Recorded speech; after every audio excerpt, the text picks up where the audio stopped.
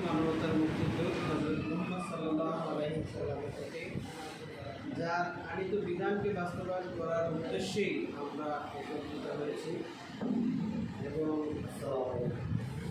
সুহদায়ে কেরামের সর্বোচ্চ শাহাদাত মর্যাদা এবং জান্নাতুল ফেরদাউস কামনা করছি। সম্মানিত উপস্থিতি, আমাদের আজকের প্রোগ্রাম আমাদের সময়সূচি অনুযায়ী আমাদের শুরু হবে। শুরুতে পবিত্র কালামুল্লাহ হাকিম থেকে দারসুল কোরআন পেশ করার জন্য অনুরোধ করছি আমাদের মুজিবুর রহমান ভাইকে। আসসালামু আলাইকুম।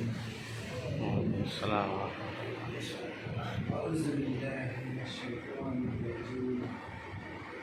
بسم الله الرحمن الرحيم.